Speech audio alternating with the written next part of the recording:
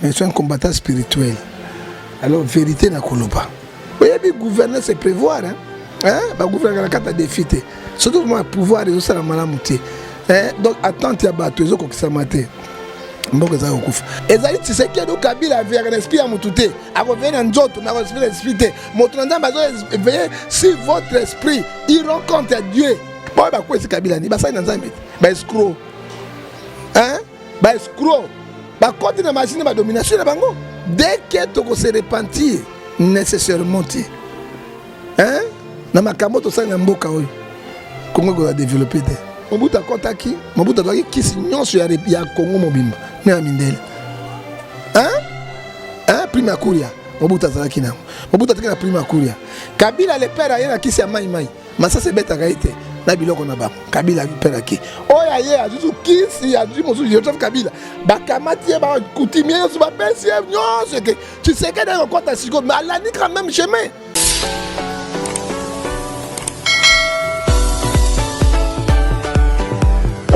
Voilà, chers internautes, je suis tellement heureuse de vous présenter cette très belle émission.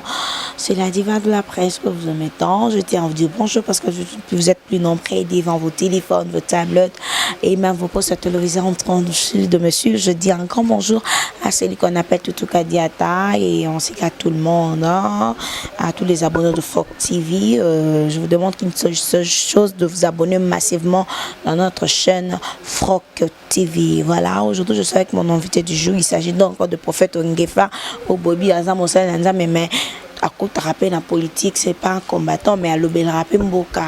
Parce que on a payé Kanara na matoya ba continent biso puis mon ramon ba changement moi mike pe et côté à travers Bango. Donc je suis avec lui on va développer de tout sauf de rien. To beta masolo ya mak ba ya arrestation na ye to beta na affaire il y a 15 millions de dollars, c'est beaucoup d'argent. Chef de l'état qui a déboulonné mon soit abusé na pouvoir na ye mais jusqu'il a tout le monde a durka bazakara toujours bakangi était déboulonnement. Est-ce que cause la réellement vrai? Est-ce que cause la penza affaire à Koffi Olomide? Je sais que c'est un prophète de Dieu, mais moi c'est un citoyen congolais. Koffi Olomide c'est son frère, Azan Nekonaï congolais, donc Luka mona pasi na été to aimona makambo ezoleka na kombo ya Koffi Olomide te yango na keimba pa prophète Ngefa na bina. Bonjour. Bonjour maman Nzambe Pambola yo andengo na tongo. Vraiment azan matanga parce que toto père de deux petits sœurs moko na petit frère moko. Alors na mboka kuna donc ndengo monito ya matanga mais tango communique mbakoloba kama mboka tokolobela kaka. Moi je suis pas combattant, mais je suis un combattant spirituel. Alors vérité na koloba. Mabe na koloba, malamu pe na koloba. Parce que Congo est un mboka na biso. So to bito banga ka biso to vanda ka kimia kaka boeti. Congo yango yo kende wapi? Congo yo kende lifo bote. Ezo kende lifo toto. So mwade zo sindate. Congo ezo sindako pelenge ndu ya makasi ezo sindakaka. Alors ezo pesa biso mosusu mawa. To sala nini pour sauver Congo? Kofinga eza solution ti. Kofinga non c'est pas une solution. Agression est solution ti. Mais koloba far parce que maintenant Nzambe ça ba yokati. Oyebi gouverner c'est prévoir ba gouverner la carte à défi. Surtout moi pouvoir et ça la malamuté. Donc attends il y a bateau ezo ko kisamate. Mboko za okufa. Alors pour to banda Nzambe parce que na bandaka na Nzambe na osambe. Osambe ka le 2 minutes. Nzambe tala Congo, sunga Congo, longola Congo na maboka banguna na komo na Yesu Masiya. Amen. Na sukisi le loa. En fait Ngefa avant to banda émission na biso na yebi ke ozape mosali na Nzambe pourquoi pas ko kozona no makambo ya bonzambe puis OK na politique. Prophète Ngefa est-ce que makambo ya na Congo bino ba prophète? Vous êtes de prophète de Dieu. Depuis que prophète a mon ramambo ezali bosso abeta rapé masolo eleka mais vous êtes de prophète de Dieu. Il y a de grands serviteurs de Dieu dans ces pays. Est-ce que bon monde a raté que grand beaucoup sera grand moto ya tambola kana robanga Nzambe Un grand, celui qui respecte les 10 commandements de Dieu. Par exemple, vous, s'il vous plaît, c'est sa question dans le prophète Ngefa. Est-ce que vous avez raté Maramou Roya Liboso ya Congo, que non, chef de l'État, ça la boité, donc ça boité, pour ça la boité. Est-ce qu'à même la position boité, bino ba serviteur de Dieu, beaucoup pousse à permis à chef de l'État, et puis beaucoup ça annonce à Maramou Malak ça a binoté. Merci beaucoup, maman. Nakoya Nolayo. Amos 3, verset 7 de l'objet, Dieu ne fait rien sans toutefois arriver, c'est ce que les serviteurs. Token Ézéchiel. Ézéchiel, surtout Kamati Yango, dans verset 33, verset 7. Un prophète, un homme de Dieu, a dit sentinelle à Milimo, Nanzoto. Ce qui token Hébreu 13, verset 17. Boto Sabango, Boyo Kabango, parce qu'il veille sur vos esprits. Ezali Tshisekedi Kabila vers l'esprit à Moutouté. A revenir en Nzoto, mais à l'esprit. Moutouanda bazo veiller si votre esprit, il rencontre Dieu. Dia banzambe tala journaliste na cabine maboko na yo. Nzambe ayoka bangote. OK. Attends ozolo ba grands qui sont des grands. Mais la Bible me dit oya botami na libumu ya mwasi na sina mokili oyo. Akoka na Jean-Baptiste ta mokote. Abraham akoka na Jean-Baptiste, c'est la Bible qui dit. À part Jésus Nzambe pe abotami pia. Moïse Jean-Baptiste, oh Yos Baïnok, Jean-Baptiste, mais le plus petit dans le royaume des cieux, il est plus grand que Jean-Baptiste. On m'a dit Nzambe sali. Être un grand serviteur de Dieu, c'est lui qui écoute Dieu, qui a la souci de la population. Oh yazo bundela mboka na ye, Moïse abundela ki mboka na ye. Ba pasteur wa pelengendu ba prophète o yali fobo, o yali peketele o ba tondawa. Oh, bazana ma wana peuple tel corrompu. Bazana corrompu na nzoto na milimu. Ozotangela nini? Maman, oyebi Bible bina 2 Chroniques chapitre 20 verset 20. Confiez-vous à l'Éternel, votre Dieu vous sera affermi. Confiez-vous à ces prophètes, vous réussirez. Est-ce que ma prophète va avoir un message yanzambe na ba pasteur koyebi ça ba konjamboka? Je ne crois pas. Je ne crois pas. Est-ce qu'ils disent la vérité? Balobagate, baza pembeni ya Tshisekedi, baki pembeni na Kabila. Ba ba kwesi Kabila ni basa na Nzambe. Ba escroc. Ba escroc. Ba côté na machine ba domination na bango. Mais ba vrai ba tikali muke, mais ba koyoka bango te. Parce que je peux dire 1 Jean chapitre 5 verset 19. Nous sommes les enfants de Dieu, il faut savoir que le monde entier est sous la puissance du diable. Un pasteur mon dimi, parce que dimi à $1000. Ce qui a bombito $100 et à pam. Yo, quand il m'a collé, penza m'a collé, papa va tomber sur le boy, m'a bon on a la vidéo. Et aujourd'hui, ça me il est grand. Grand de quoi? Aujourd'hui, ça est grand. Grand yanini. Au moins, yo soko yilinga makambo ya Nzambe. Na kolobana makambo ya Nzambe. So ni makambo politique, na kote na makambo politique. Parce que nazali penza yo ka Nzambe, apesinga mayele ya Biblia, apesinga mayele ya politique, apesinga mayele pe ya batu. En fait, il fait déjà à sa révélation moko à propos ya kumbuka na biso Congo. Na zwa ebele na loba? Na zwa ebele na loba dès que toko se repentir nécessairement ti. Na makambo to sa na mboka oyo. Congo a développé et ko évolué. Pourquoi? Makila ya batu na maboko etondi. On tue les gens chaque jour. Makila ezole la liboso na Nzambe minyembwe. Territoire ya biso ba congolais. Comment ba Rwandais ba ngiko kotsa batu na bango. Bazo mona bana mike na mone kuta minyembwe ba pasoli batu ko tala te bazo kata na ba Rwandais bazo lia misuni ya batu. Je l'ai vu na vidéo na ngai. Les choses vraies. Makakote, ngubute, ngolote, ninite, bazoli ya batu. Ozo mona batu moko baza ce que je peux dire ba cannibale. Et Apocalypse 6 dit Zelobi. Il crie d'une voix forte bato ganga Nzambe to za musungite. Bazo bo mabiso makila ezo ganga. Makila bel ezo ganga. Oyebi tango mobuta kotaki, mobuta doki kisi nyonso ya Congo mobimba. Na mindele. Prima Kuria. Mobuta zalaki nango. Mobuta tiki na prima Kuria. Kabila le père ayena kisi ya mai. Masa se beta kaite na biloko na bango. Kabila père aki. Oya ye azuzu kisi ya du mosu Joseph Kabila. Bakamati ba coutumier so ba pesi nyonso ke. Tu sais que dans kota siko mais alani quand même chemin. Tu sais que c'est frère en Christ. Alors le pasteur na dayo. Pourquoi yoki nzambe azokenda bango te? Pourquoi bamokuna balandi basongolo balandi ba président provincial balandi ba kotisi ba foulier na bato yango toza en otage spirituel. Mboka tambolaka na spiritualité. Hein? Ta akokota malamu akopesa bon discours malamu tango milimo wana ngoto bobe kozwa bango esili abosani peuple.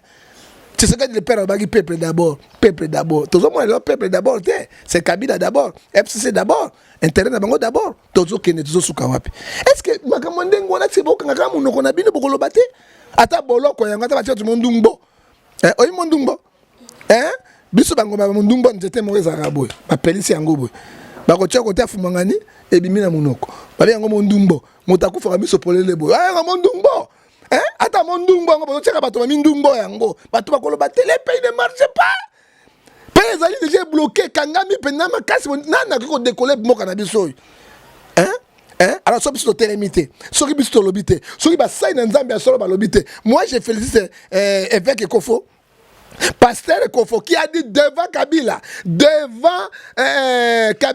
devant gouverneur il n'y a pas non état un pays qui ne fonctionne pas. Alors, ben clair, médiocrité. Mon sang appelle ce terme, mais on va pas qu'il y ait comme on a dit, médiocre. Il faut dire la vérité. M'ngai penati à ngombo kali beketele. Beketele. Donc médiocrité le gola, parce qu'on ne voit pas rien ne marche. Mon sang a Zungam. Monseigneur wana ni pasteur wana bokele a Zungam. Olo balobate est-ce que yo mboka nini? Parce que soki to kamata ngo so maman. Na longo na Bible na kote na oyo. Article 22 ya constitution ya biso. Elobeli biso eloko moko tangela yo awa liberté d'expression. Motaza libre ya koloba article 22. Toute personne a le droit de liberté de penser et d'expression. La liberté égalité. Donc on a plus pire de quand il sousna qu'on est quand même niveau Kabila sala kinango. Olo baba kangi, o sala bazuyo, o balongo immunité, tozo kende wapi. Bazo mona peuple te. Bazo mona ninge mboka zo kufate, mboka zo décolleté. Et pourtant tozo mona ba lengo, bazo kangango na ba douane ya ba Belgique zo yenda ba milliards de milliards ezo bima. Toloba tena 7 mois pam. Comme touché na point ya arrestation, to betamment lisolo muke na biki Koffi Olomide, azana monsieur ya mokili comme le pasteur le dit, mais au moins aza congolais. C'est un frère à toi, congolais, au Lingomon n'a pas signé. Koffi Olomide a été arrêté hier, so aux a informé, Bakanga qui est lobby, puis arrestation n'a ma makasi. Donc on a une vidéo, il y a un musicien Ginelec que je salue déjà, a essayé de divine supprimer on a téléphone. Donc Koffi Olomide a zolé la bolu kababo to na téléphone na yi, o ezayi mon gros bon me na cacho. Est-ce qu'ils ont vraiment bien traité les gens congolais moko boye o azosala honneur ya culture na biso? Na ça pesi article 20 de la constitution. Liberté d'expression ezali na ya pensée, na ya religion sous garantie sous la loi. Comment on boycotter sous constitution en bok? L'homme est libre. Et so comment tu peux dire sous na constitution article 16 de la constitution, l'homme est sacré. Et là ko basali Koffi ba ko sala ngai lobby. Et là, on va se confier, on va se Denis Lessi. On va se Nzambi. Pour awa, Moussa Nzambi bazate. Na ko ebisa bandeko boye. Ndeko, so itolobi président de la justice pezali ya solo. Quand même Koffi Olomide azali un grand monsieur. Na musique, papa mba akufi. To banga Nzambe to ba vérité, moto atikali lelo yo za Koffi. Viens nous tomber Koffi, c'est Koffi qui reste maintenant. Parce que yo mona kaka mutu la bao ya Côte d'Ivoire la Koufa, il pas mboka mumeningani. Arafat yo mona ki yango. Arafat est intouchable. Mais moi je te dis aujourd'hui, Arafat c'est un fumeur de chanvre, Arafat c'est un drogué, Arafat est maman sur ma bébé bazali ko kanga été. Arafat a yembi banzembo combien contre pouvoir ya bango. Parangi. Même oh monsieur reste man yo ya Côte d'Ivoire wana abete pe na Bob Marley. Ayemba pe nini ba chef africain wana bakangaye. Quand même Koffi Beaucoup bien invitation. Quand même Kofi na l'obité, Kofi azaramo makamone pe musu ya mabe. Donc comme si Kofi te ponga na muta musique te, mais c'est un Congolais, il faut attaquer nini prophète du peuple parce que na bolingo ya Congo parce que na 1 Corinthiens chapitre 13 verset 1 à 4 et lobi yango. Mais comment on a Kofi Olomide ko kangaye lokola shege. Bato bazo 35 millions de dollars ya bozo bana bango te 15 millions. Les gens bazo ba couler non cravate bazo détourner en rien. Bato ba tche Congo na genou rien ils sont libres.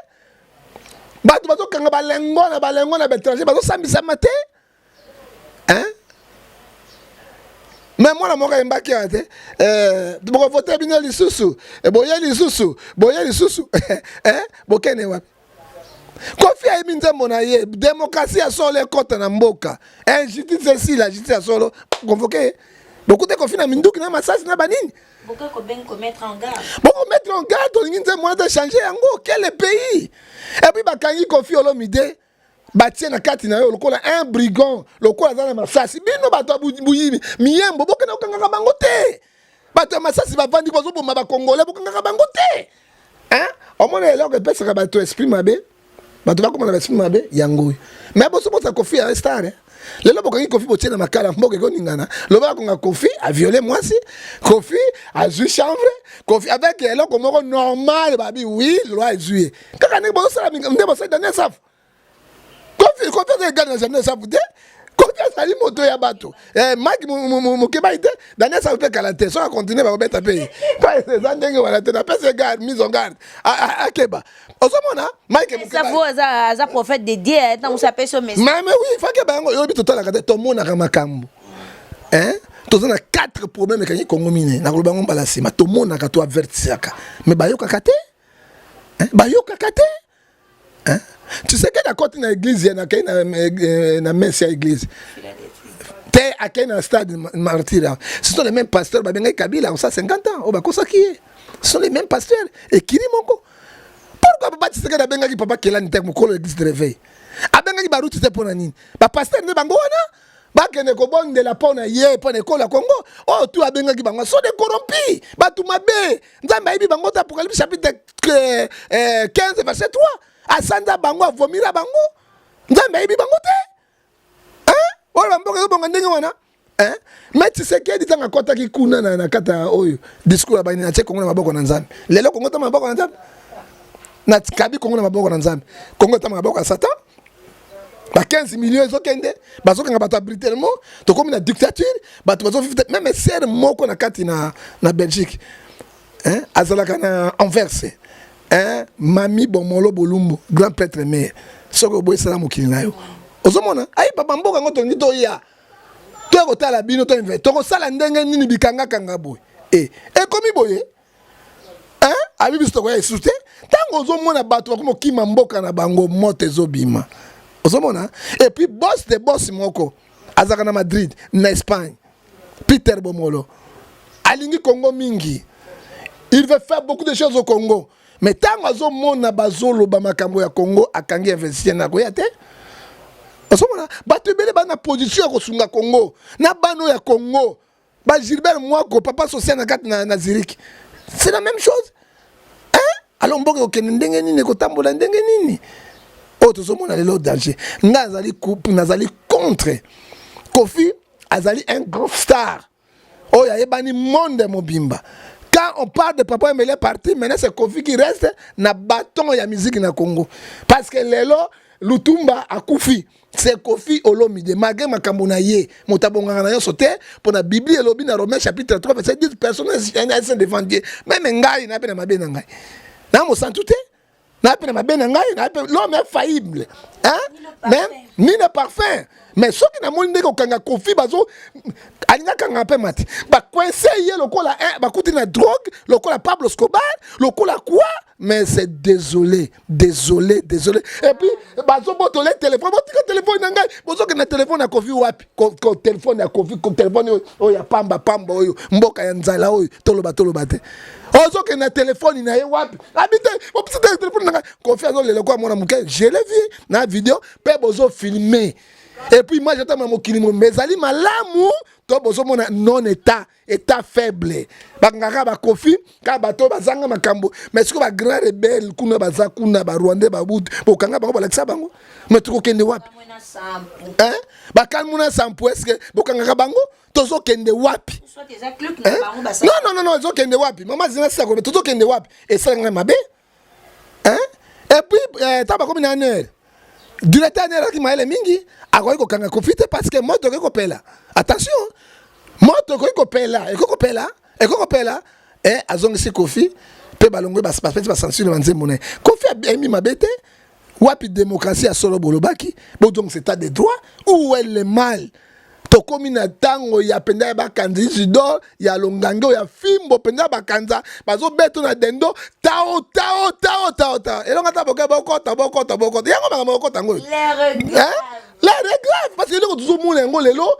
ezo testo bima biso nyos to bima to tika kongo ngo na nani parce que tout le monde ko vivre sur ça hein où est le mal qu'est-ce que Kofi a fait Kofi a détourné l'argent ba kimbuto bazu ba mbongo belé ba bandi ba grand baro bazu ba premier ministre ba mozité ouais tout le cas ba mbongo bazu ba mbongo ya l'état et les personnes qui en parlent parce que Kabila là je connais le Congo ba Rubero mboka na été ya esani et c'est logo ba lobakate tala Kofi ko ya victime azana mboka na lokwa azana mboka na été azo sentir à l'est comment mon na mboka na sentir à l'est hein ba ati ya botolo batolo bate moi j'adresse au président Tshisekedi papa mandat était silaka na ibisa kiyo soko sali kopana ndoka ntaka prophète ndoka kolia yo mabelo manga au moins bani baba ndiko salir yo kaka ne basai Kabila zaki ne ba collaborateur mabe bah même collaborateur yango bazongeli Félix papa Félix Tshisekedi président de la République omoni makameleki na poto 2 camps 3 camps normalité peuple ba Kabila longwe fa ba yamba yo poto mobimba mindele babang obo sali wa toyebi ba mbongo le kaki ba 300 euros ba 100 euros ba toyebi yango ezaki to côté bokonzi ote pa ya nzambe c'est nzambe ke mutapesa mokonzi abatelaka yami bale na discours no lobaki soki na komi président ba kacho mike tout ba ner ba demi ya pe ba ne ko boma yango est-ce que bomi yango ezo continuer ka fonctionner hein parce que Ecclésiaste chapitre 5 verset 3 quand tu promets quelqu'un tu fais la promesse à quelqu'un ou bien à la nation il faut respecter les engagements obomi yango te on va sur la réformer sur justice et c'est la même justice à 7 mois au nyoko la bato na ko formé ba type voleur ba mi bi 15 millions bi mi kaka kaka na yo moko na kati na ko établir état de droit de Kabila zali où est l'état de droit exacté ngai pele na zo banga lobi ba bengi ngai balonga pe immunité na ngai ya pasteur po balongolaka no ya prophète na landi Mike Mokabai c'est ma dernière sa fois ninga alors ezandeki wana ozomon or que nous disons la vérité tozo sauver mboka. Hein? Monseigneur de Mututu abundaki na apartheid depuis Mindeleti Mandela Bimi akoyi président akomekita bourgmestre te il est là kufite hein Martin Luther King pasteur américain noir africain abundaki pona peau noir Obama Bimi président hein Jeanne d'Arc a défendre mboka na ye ekwela maboko ya malmanté un enfant de 12 ans. Hein? Moto akwesi Mugabe, zalaki bishop ya Mugabe, azalaki wana, akimaki exil en Afrique du Sud, nda akwesi Mugabe. Hein? Il faut toloba. Toza contre pouvoir te. Toza mone bato bazoko souffrir, ser frère. Hein? Koli ezalaka te, kimi ezalaka te, salité pai, ngunge pai, microbe pai. Chikungunya zana biso zo buka so mikwa to kona so bendikape na bendikape libu musoko moni wa bien prophète libu munene bandi pe okonda beru ezali ama be awa 85 plus certifié et ma watro so bet buka tum même muto ko vivre solo ma be zo côté la bat comment bato ko febele parce que nous avons des moyens to connais pas médecin moi je prends des antibiotiques chaque jour je suis chez médecin pour moi moyen zamuke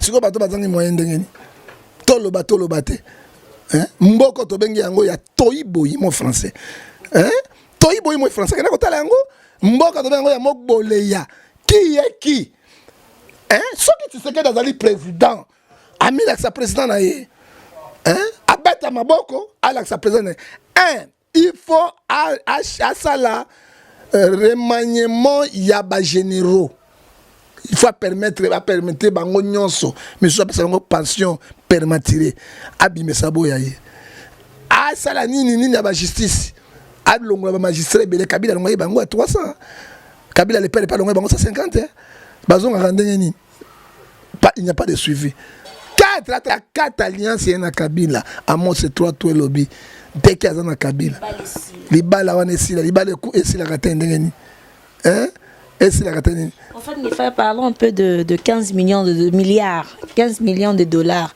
C'est beaucoup d'argent. Hein. Ils ont bon et belé. Affaire Wana. Chef de l'État, la biso, papa Félix Tshisekedi Tshilombo. Alobaki a déboulonné, moutonio sort à besoin de pouvoir naïe. Maintenant, là, Toboni Durkab, il paraît 15 millions de dollars. Ils ont mon anaté et disparaître. Tout le monde a ni bas mais la justice, ni bas mais quelque part. Donc, jusque-là, éclaircissement par rapport à 15 millions de dollars, exalité. Et pourtant, bon, ils ont mon Congo. Qu'est-ce que tu peux dire par là? Oyebi, maman. Il est comment ça mis dans le cabinet il y a président de la République. Moi, je peux dire aujourd'hui, directeur du cabinet du président de la République, à le même niveau que le Premier ministre. Hein? Parce que le Premier ministre est gestionnaire, côté Mbongo, mais la force c'est lui. Ok, parce le même niveau. Tant que Mbongo est belé, Bungi na bureau na bino. Yo en tant que chef au Sani, au Tchad Cameroun la justice, banquette Salem. Inspecteur, il y a finance à passer l'enquête. Va bloquer en gros pourquoi? Et le chef d'État Zolo Bandengenin. Yozo Boya, lui, état de droit. État de corruption. État de mafia. Mais on a compris qu'il y a fanatisme. Il y a Congo. Tout ça qui a lutte parce que l'état de droit est en Boka. Tout ça qui a lutte injustice. Lutte Kabila Kende. Mais Kabila zongi par force na maïre Moutsu. Yewanazali. Mais là, on sangana. To yeba Congo alobi to kena ndengeni non olingo lo babeko olobi beko Kofi pena mawa etikaka makanze mbote na sali bino nini Kofi moi Kofi moi nga parce que papa Wemba zaki vient ailleurs moi j'étais le prophète de papa Wemba na ki mawa mingi on se remona 15 millions portés disparus ke wapi mais bazo somba bandako awa na balingwa la 4-5 na poto 1,500,000 partout total les lois internet Mobutu a 32 ans de pouvoir parce que les lois internet ils ont quitté internet na vitesse que légalisa cité ils ont quitté les lois meki ozu o meki ko sala moi otobenga Hollywood ebimi o meki ko beta na kata ka ebimi hein o meki ni ebimi hein oloba te sikoyo ba ya ba journal fouati te ba journal fouati il est là côté ba journal fouati ba ça la mituna te ka biloko mga terre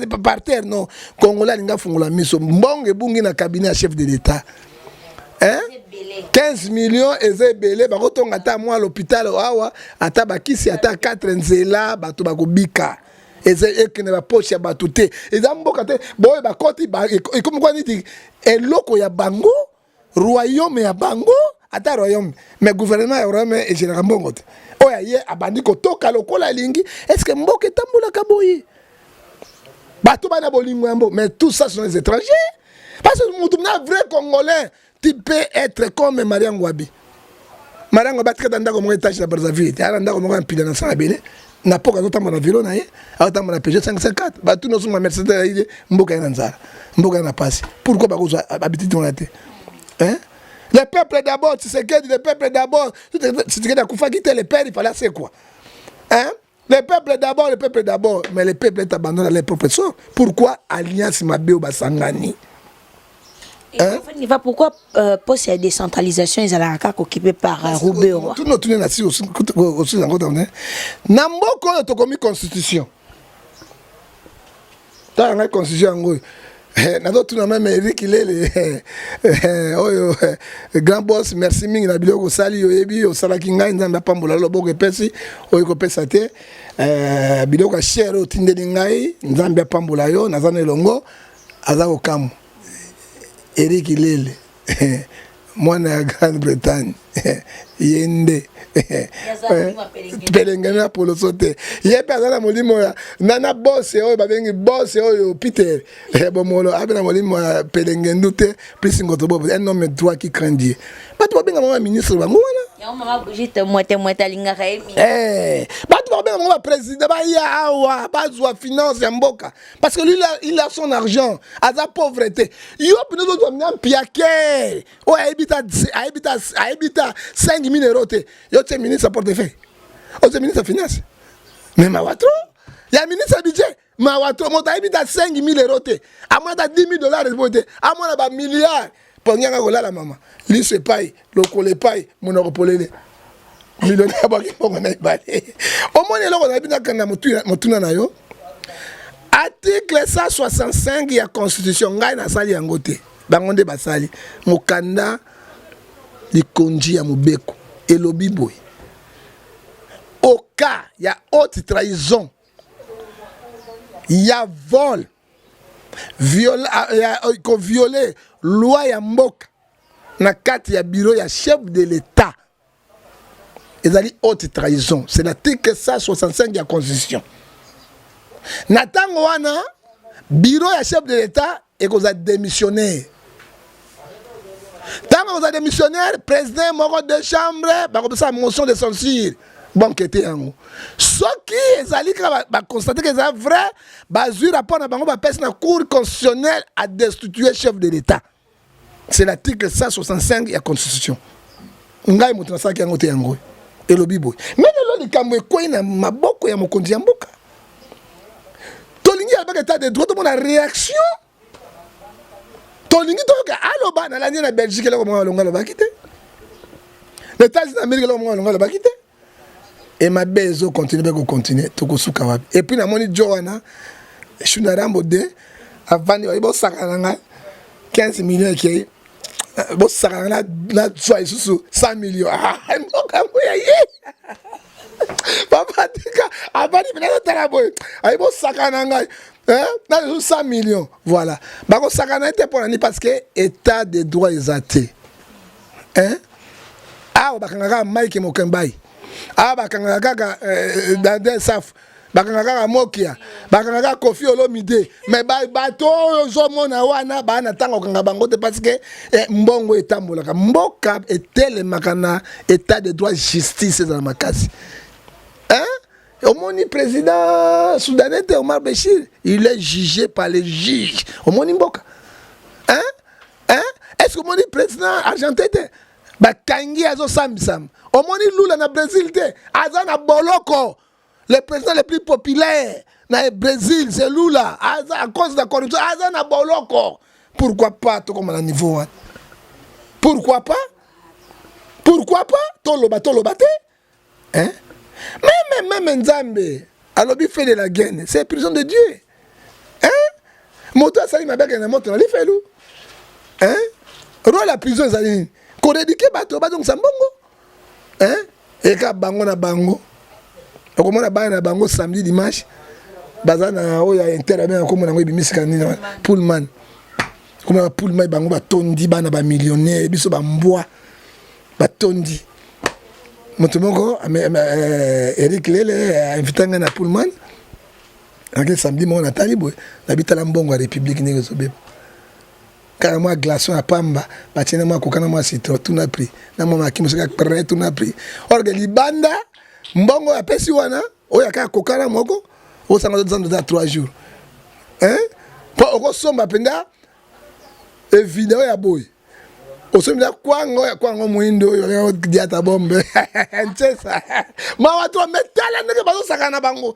tango bana na bino bosakana ngo boy mbongo ya bino te bosala bilanga te mbongo ya république élevage te agriculture te bozo ko ba trompe te bozo famille ya mbongo te article 58 ya constitution lobby les biens de la république richesse de la république on doit partager équitablement banda du côté nassé parce que mbongo ya balengo ya ba cuivre ya banane ya ba pétrole ya ba forêt ya ekendeke wapi olobate les regrave L'air est grave. Hein?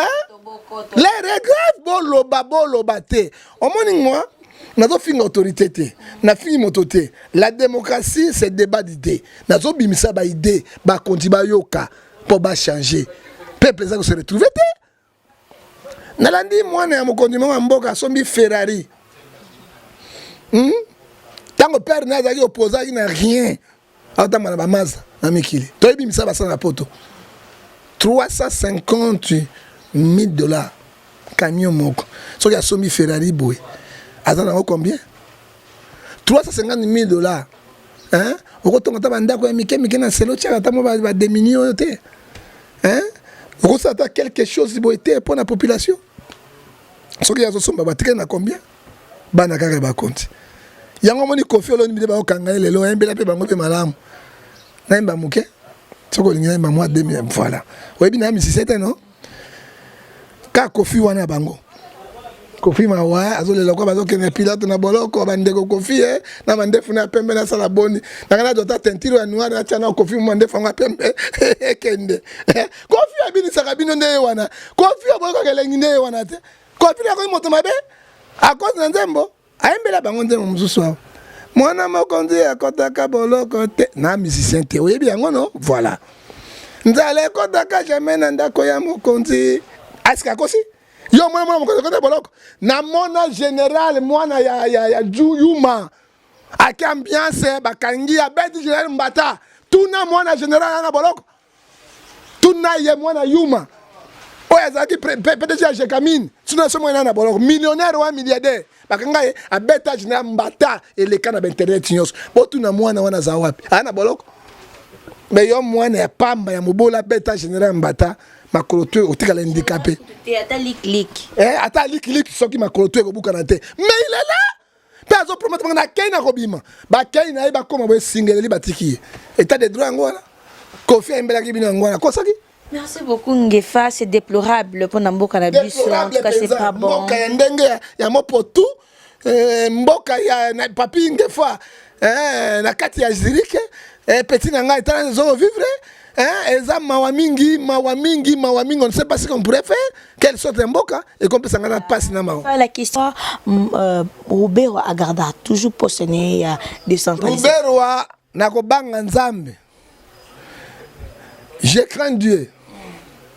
Et je mets témoin devant Dieu, devant les gens de l'internet, devant notre pays et les ancêtres aussi.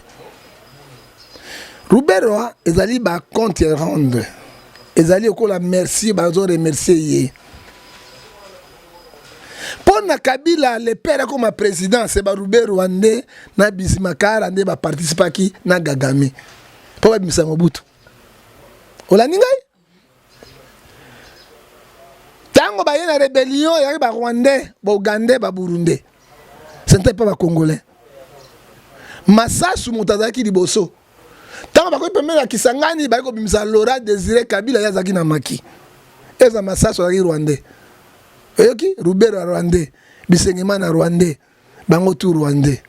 Ba ko zo pouvoir. Bisi obiki Roubero zaki directeur cabinet Bisimakara. Affaires étrangères. Affaires étrangères, Kabila le père n'est-ce que ça n'a ma belle kuna. Yoko tient Rwandais, ministre affaires ministre affaires étrangères, motasimi diplomatie yango monaki ateka Congo partout. Pona mona moto mino minene boite nani mino moko boye. Donc ba to ba dia ba to Rwandais Bisimakara tala. Tango pa ke ye ba wana Roubero o yazali directeur à cabinet na ye na ministre affaires étrangères. Baza ko préparer. Ils avaient bête à coup d'état, Kabila le père, Roubero, ou Bisengemana, pas bon, Massasu, moi comme président de la République, Playa Gagame. Parce que ça, on peut Hutu, donc en Afrique centrale. Parce que ça peut pas s'affiler, Babo Massasu, Bakene Batia Bango, Nebazai, na Kenya, Buro, Bango, Bango, Nebazai. Quand Kabila le père a Koufi, Playa Bango et Zalaki, et yo meye Rwanda Bisimakara sayini akimana mbongo ya diplomatie pourquoi bafunda ki Bisimakara Rwanda akimana mbongo ya république nga futa ambassadeur tout na poto afunda ki était na niveau même ya CPI te pona nini bamiyebi même CPI a peu complice même Mindele ba complice balinga ba africain te balinga intérêt moi ça linga mobali n'intérêt mobali pas linga moi si n'intérêt oyoki tikana loba mama tikana loba nano bande ko nangai makambo zanga pa nakita na sa meso penda bona kota kuna tona bobo kundanga na vivant pona mona Congo motema ezobongate autre question moko ya malamu alors tanga bakimi Robert watikalaki bakai ko sala RCD otamwe mamba azaki ministre information apesaki ordre aboma aba bombarder avion organiser ba commerçant problème est à niveau ya international baye ao donc quand on Kabila pouvoir tout cela comme vice-président mais vice-président est président de la République et récompense yangoa tango poste wana la élection est sili Kabila suna ramba zui papa esili allez abani ko tia Robert na poste la décentralisation wana ezo laksani azali même azo contrôler Congo. Yokangai, il contrôle Congo. Ministre de décentralisation. Pourquoi il y a le ministre intérieur? Parce que le ministre intérieur, nous avons contrôlé Mboka, nous contrôle, mais décentralisation. Même le ministre intérieur, à côté de la carte, il y a des unions, ce n'est pas qu'on a. Ce qu'on a Kabamboka, Rwanda, Zouandam, Burundi, Zouandam, na carte naïe. Pourquoi on peut se poser clair République et pourtant le ministre intérieur est allé.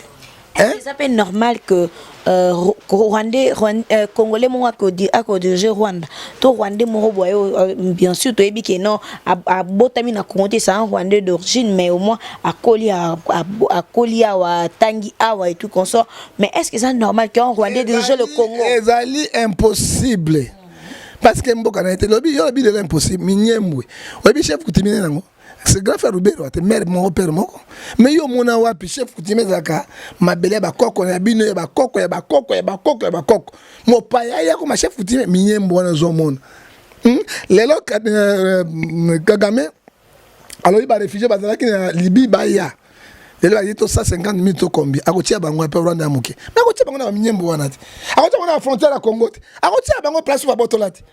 Pour baluka moins que nini basa balkanisation ya malamu parce que tant ba libyen kuna bango boma bango ya zui bango est-ce que Libye nani Rwanda azana territoire munene oya ko tia bato wana mais bango ya na territoire congolais ba minyembo wana ba côté ya Beni wana côté ba bato wana ba intérêt mo bazali ba tondi wana prêt pour Kabula Congo ba ina plan au Kabula Congo yango mo Rubero aya na Congo na plan ya Kagame pena plan Mindele Congo za munene bakabolango bakabula Soudan tala yango na zoebisayo et alors so Félix Saza penda président ya solo local solution et puis longo la Rubero na siko na tokondima yo za président. Voilà, là nous sommes presque à la fin de notre mission. Pour faire un gefa juste un tout petit question ya mukie et puis répondre en tout coup par rapport ya Bokechua Yambo. Akomi koyembe la chef de l'État, banzembo ya Rufinga, kotanga ba Rwandais et tout, machin. Est-ce que ça propre tout ça bien vraiment? Tenga na okota bokechu ngai. Beta ba maman. Ya ko beta ba maman. Bokechu abeti ba maman te mama wana amisa yaki na ndenge ne po bokechu pa koma kite et puis commandant peso a koma kite. Ozomona yaka ba montage ba mutakati nango. Mais tolobi wa liberté d'expression, mais le lobo mais injure les alliés code pénal gozoyo. Quand tu injures quelqu'un, là la loi est loi. Est-ce que la bien fini moto? Tato suna fini moto, mais la lobby tala président tala. Ozomona ko finga ko yembele banzembo ndengo wana etali moko eza opinion na yi. Na ko ton opinion na te pa pona nga abande ko ngamba sima abongisa alembeseke. Bato oyo ba bato ma muté. Motambongo ga moninga na ote. Olaninga motambongo za ga moninga na ote alembisa nano. Toyebi tozoloba soka na bidea bien pona Congo lo baba koyoka ye na landaki nzembo wana ngai moko na yokaki yango antake mutu na nzambe eloko lingi basala moninga te basala yo basala pe yote c'est que dit la Bible parce que ngapi na ko sepela nango te antake chrétien na za église au milieu du village place wana batala comment na bango za juste comment na bango zani balongoli balongoli Kabila mais balenga su Kabila Tshisekedi azala alliance na Kabila te pa Congo de Gaulle mais tant ba moni atungi ba alliance na bango bakena liberté d'expression babi basala na mon pelote parce que ba yara ba uta pété Belgique ba ya to bunda a biso longo ba bundaka de loin balobaka mais soko lobi bo c'est mabe parce que grâce à ba combattant le lo alternance politique ça est bien oui mais ça ba combattant hein ba ça on a poto ba monsieur babi ba tout ni ora biso lo komoko et combattant ça oyebi ministre puissant Kabila oyo avec ministre affaires étrangères au longo nani comme nani auto longo comme na c'est comme nani oui auto skala mingi théâtre là qui a hein na bosa comme chez Kitundu oyebi na na kana na Angleterre bela ko basala hein ba doit pena mbeli ba tobola ya pena na fumangani chu hein ndenga zawana oyebi la ko basala kengo babuka kengo munoko boy kengo badondo wana ils ont combattant ils sont très dangereux grâce à eux ndio moni ba alternance politique quand a combattre zanini ba combattant bazwaka charge ya peuple or que charge ya population zwaka yango ezaka l'état pour les autres battus aux mineurs kuna les te ko takuna lelo za malade qui se ko takuna lelo na kata okay lo classe mbongo yoso na ba combattant mais poto ya pasi mingi mbongo za pasi colère ça la kabango o lié lelo ba sa social ba bongisa mboka ba sunga yango ba combattant ba kopemba tant mamoni makambo ngo combattant pas déjà zali parce que tout monde a classe au felete depuis biso ba to botama ti botama na mobutu classe ya ofele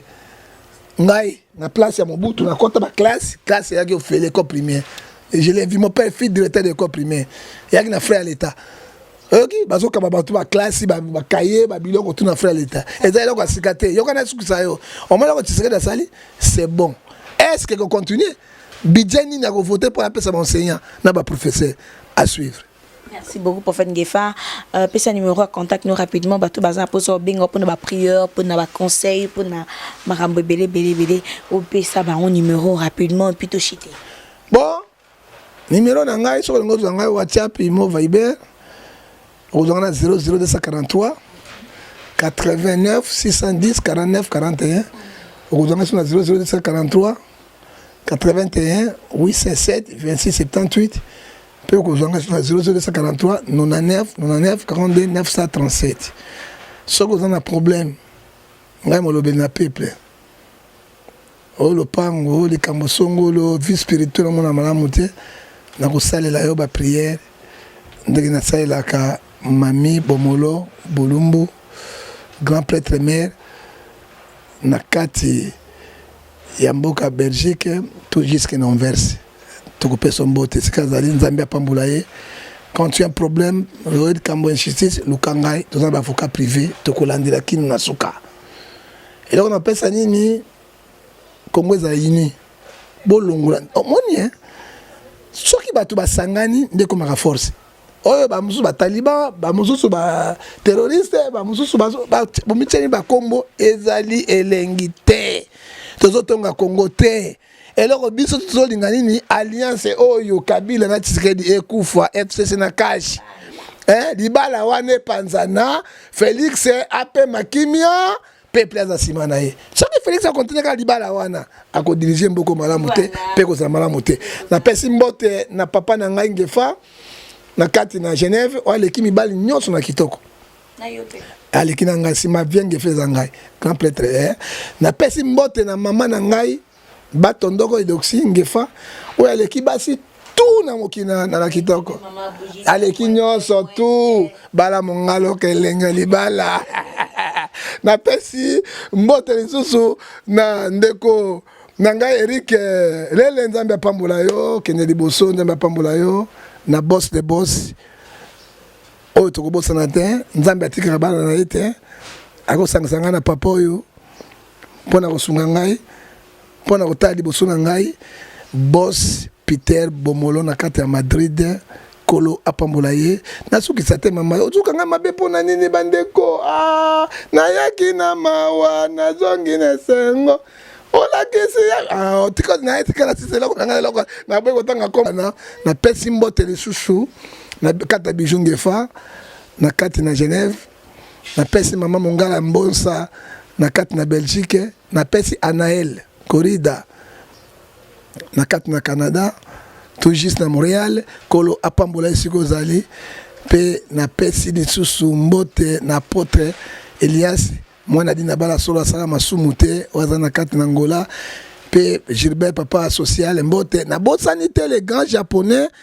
metania na mwasi na ye José Basaki tania na kati na Zurich kolo apambola bino pe na mbote oya suka na ko pesa na mama Brigitte oyo bolunga na ngai motemo ete kolo apambola ye et puis mbote oya suka ya koleka oya koleka mami babenga grand prêtre soko boyo na manete zolengisa ngai sala mokili na yo tika tanga komo ya sukisa grand prêtre mais mami bolumbu bomolo n'enverse soki oboyi sala mokili na yo mokili ya nzambe même Trump azaka locataire pa mabele na yete banda ko tashi ya ye na mabele ya nzambe mokili na yo lingi Congo te okati na ngam na Brazza peza Congo oki o kasa na Brazza peza ni Congo okosani okopolo lolo. Merci, ça c'est bien au Coco Lolo. Je dis merci à tout le monde qui nous ont suivis, particulièrement à Toutou Kadiata. Là, j'étais avec Prophète Ngefa. Bon monde de te développer. En tout cas, abonnez-vous massivement dans notre chaîne Fort TV. Tu fais pas mon tête moi c'est pas ko benga yo na bani bakanga po bango ko kanga la sakanité. Ici Tolobika la vérité. Donc d'ici là, portez-vous bien. Je dis un grand merci à Yaouli Moucheni, le code mondial, Jean-Yves Londres. Pourquoi ne pas dire un grand merci à José Nondomi, l'esprit et l'Arabie, sur moi trop quoi. Et l'émission partagée. Merci pour notre geste déjà. Et Audrey, Audrey, mon caméraman du jour. D'ici là, portez-vous bien. On se revoit à la prochaine édition. Bye bye. Bye bye.